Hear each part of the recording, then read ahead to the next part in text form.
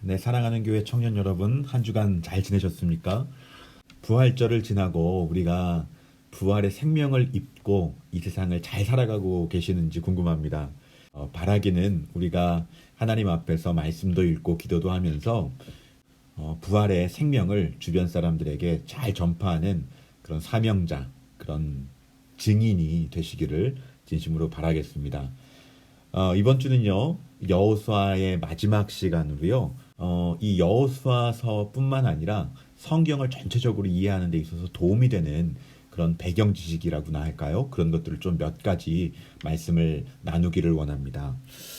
먼저 여러분, 여호수아서 9장에 보면은요, 가나안 원주민이었던 기브온 사람들이요, 이스라엘 백성이 가나안 땅을 쳐들어온다라는 소식을 듣고 너무 두려웠던 거죠. 그래서 자신들이 그 가나안 땅의 거주민임에도 불구하고 마치 먼 곳에서 온 것처럼 위장해가지고 이스라엘 백성과 언약을 체결을 합니다. 그리고 그 언약을 체결한 결과 우리를 공격하지 말아라. 대신 우리는 나무를 패고 물을 깃는 자가 되겠다. 이렇게 얘기를 하죠. 그래서 이 사람들을 보고 뭐라고 얘기를 하냐면 느디님이라고 얘기를 해요. 느디님. 그러니까 이게 하나님 앞에 바쳐진 자 이런 뜻이거든요. 그래서 기브온 사람들이요, 이스라엘 백성들을 위해 나무 패고 물을 깃는 자들이 된 겁니다. 근데 여러분, 이 기브온 사람들이 나무 패고 물 깃는다고 했을 때 이게 다 뭐와 관련된 거냐면 제사랑 관련된 거예요. 제사랑. 여러분, 고대인들의 지었던 그 신전을 다 보면 어디에 있냐면요, 그 신전은 다 나무가 가까이 있고 물이 흐르는 곳에 신전을 짓습니다. 왜 그러냐? 신전은 계속해서 제사를 드리잖아요. 제사를 드리려면은요, 하루에 짐승을 아무리 못해도 뭐 한 10마리, 뭐 20마리 바친다 하더라도 그 동물들을 계속 불태우려면 장작이 계속 필요하겠죠. 그리고 이 짐승을 도살하고 내장 씻고 막 이럴 때 이 피를 깨끗하게 닦기 위해서는 뭐가 필요할까요? 이 물이 필요한 겁니다. 그래서요, 고대 사회에서 모든 신전은 나무가 있고 물이 확보되는 곳에 신전을 짓는 거죠. 왜 이스라엘 땅에서 그 많은 곳에서 예루살렘에 성전을 건축하게 된 것이냐? 여러분, 예루살렘의 성전은요, 바로 동쪽에 뭐가 있나 하면 감람산이 있어요. 감람산. 예수님이 겟세마네 기도했었던 그 산 있죠. 그러니까 여기서 나무를 확보할 수 있고요. 바로 예루살렘 그 성 바로 옆에는요, 기혼샘이 흐릅니다. 그러니 예루살렘은요, 그 지정학적 위치가 물의 근원이 바로 옆에 있고 쉽게 나무를 확보할 수 있단 말이죠. 그래서 예루살렘이요, 이스라엘 땅에서 가장 좋은 성전 건축에 좋은 부지가 되었던 거죠. 그래서 이러한 성전이 계속 운영되기 위해서는 나무를 계속 베오고 물을 계속 길러오는 사람들이 있는데, 이런 사람들을 뭐라고 한다고요? 느디님이라고 얘기를 하고, 이 사람들은 출애굽한 이스라엘 백성들로 구성되어 있는 것이 아니라 가나안 원주민들인 기브온 사람들이 느디님으로 바뀐 겁니다. 그러니까 이렇게 이해하시면 됩니다, 여러분. 느디님까지가요, 범레위 연합이에요. 쉽게 말해서요, 레위 지파에는요, 크게 세 가지 부류의 종류의 사람들이 있다고 생각하면 되는 거예요. 하나가 제사장이고요. 그리고 이 제사장을 보필하는 사람들이 레위인이라고 얘기를 하는 거고요. 그리고 이 레위인을 보필하는 사람들이 바로 이 느디님이라고 하는 사람들입니다. 그래서 쉽게 오늘날로 비유해보면 오늘날 교회의 담임 목사님이 제사장이에요. 맞지? 그런 역할을 하는 거예요. 그리고 부교역자가 레위인이고요. 그 다음에 간사님들이 느디님인 거예요. 그래서 이렇게 세 개의 부류를 우리는 합쳐서 레위 지파다 이렇게 얘기를 하는 거죠. 그러니까 우리가 성경을 읽다가 레위 지파 하면 레위 지파는 이 세 가지의 부류로 구성되어 있구나 라는 것들을 배경 지식적으로 알면 성경을 읽는데 굉장히 도움이 된다라고 여겨집니다. 네, 여러분 이번에는요. 여호수아서를 좀 꼼꼼히 읽으셨던 분들에게 좀 도움이 되는 말씀을 좀 드리려고 하는데요. 여러분 여호수아서를요. 진짜 꼼꼼히 읽어보시다 보면 뭔가 이해 안 되는 부분들이 하나가 발견이 돼요. 그게 뭐냐면요. 이런 거예요. 여호수아서 10장 42절에 보면 제가 한번 읽어볼게요. 10장 42절의 말씀이요. 이스라엘의 하나님 여호와께서 이스라엘을 위하여 싸우셨으므로 여호수아가 이 모든 왕들과 그들의 땅을 단번에 빼앗으니라. 아멘. 네, 지금 이 말씀 속에서 우리가 뭘 느끼냐면 마치 한 번에 단번에 이스라엘 백성들이 가나안 땅을 다 차지했구나 이런 것처럼 느껴지죠. 또 11장 19절도 볼게요. 제가 한번 읽어볼게요. 이것도요.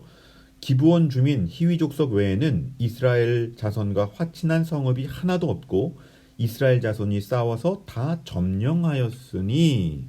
네, 여기서도 보면은 뭐예요? 다 점령했다 이렇게 나오죠. 그 다음에요 12장 24절입니다. 12장 24절을 제가 한번 읽어볼게요.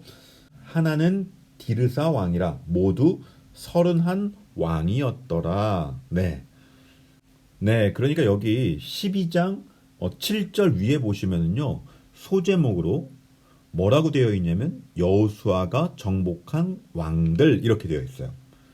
그러니까 지금까지 읽었던 이 세 구절을 보게 되면은요 이스라엘 백성이 하나님의 도우심으로 마치 한 번에 다 가나안을 완벽하게 정복한 것 같은 느낌이 들어요. 그죠? 그런데 바로 13장 1절에 뭐라고 되어 있냐면요. 제가 한번 읽어볼게요. 여호수아가 나이가 많아 늙음에 여호와께서 그에게 이르시되 너는 나이가 많아 늙었고 얻을 땅이 매우 많이 남아 있도다. 아멘. 네, 이렇게 되어 있어요. 그러니까 여기에는 또 어떤 뉘앙스로 우리에게 다가오는 말씀이 있냐면 아직 이스라엘이 정복해야 될 땅이 엄청나게 많이 남아 있다. 이렇게 말을 하고 있는 거죠. 이게 이해가 안 되는 거죠. 꼼꼼히 읽어보다 보면 이런 어려움에 이제 다가오는 거예요.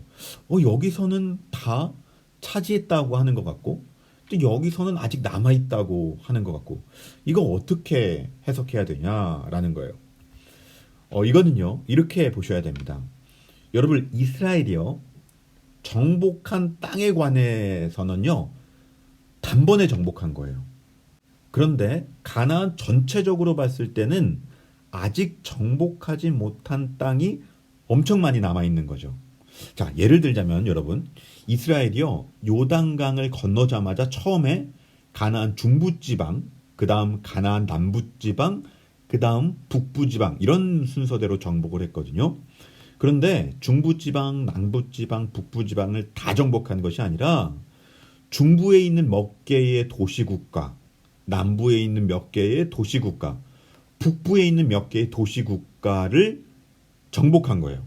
그러니까 정복한 땅과 그 성과 관련돼서는요, 단번에 정복한 게 맞아요. 전쟁에서 바로 승리해서. 그런데 그 정복한 땅 이외에 가나안 땅에는 아직 정복하지 못한 땅이 엄청 많이 남아있다는 것이죠. 그래서 중요한 게 뭐냐면 여호수아 12장 24절에서 31명의 왕을 정복했다라고 나오는데 이것은 정복한 왕의 수는 나오지만 당시 가나안에 몇 개의 도시국가가 있었는지는 우리가 알 수 없잖아요. 만약에 당시 가나안의 도시국가가 300개였다. 그러면 여기서 31명의 왕은 한 10% 정도를 정복한 거죠. 그리고 만약에 가나안의 도시국가가 50개 정도 있었다. 그러면 31개는 약 한 50%, 60%를 정복한 거예요. 그러니 이 31명의 왕, 그러면 우리는 엄청나게 많은 가나안 땅을 정복한 것처럼 생각하기 쉬운데 실제 가나안 땅의 도시국가가 몇 개가 있었는지를 정확하게 알 수 없기 때문에 이게 어느 정도로 가나안 땅을 정복했는지를 정확하게 알 수 없다라는 것이죠. 자, 그래서요, 왜 이게 중요하냐면요. 사사기에서도 이제 또 앞으로도 나올 이야기인데 이스라엘 백성들에게 하나님께서 가나안 땅을 전멸해라.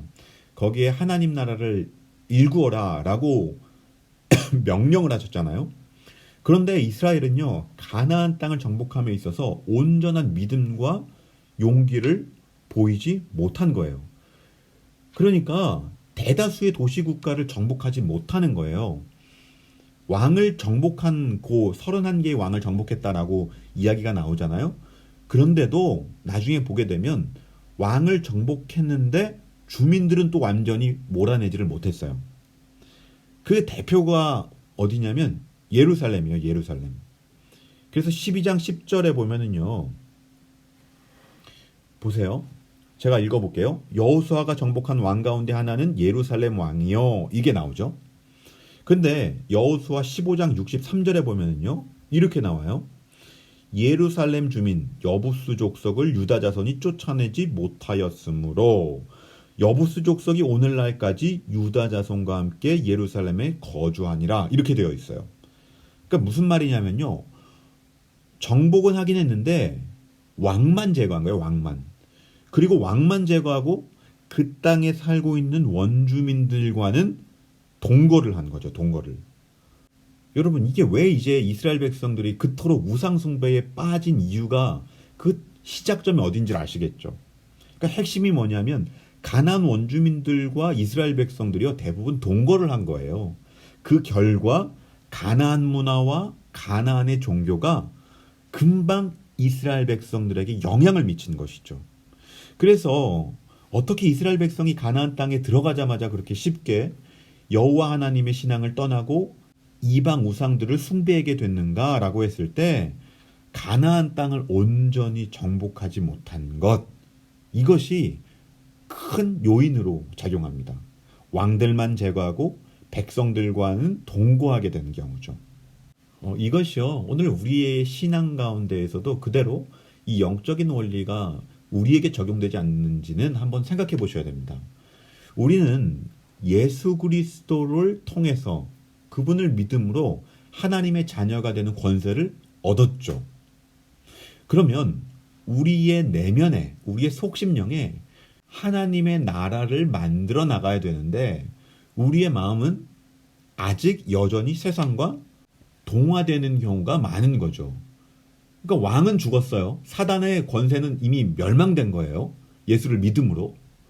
주권은 이제 하나님께 가 있습니다. 하지만 우리 속심령 속에서 남아있는, 여전히 남아있는 가나안 주민들과 같은 세속의 영향력, 이것들을 단호하게 끊어내는 것이 하나님께서 우리에게 요청하고 계시는 일이란 말이죠.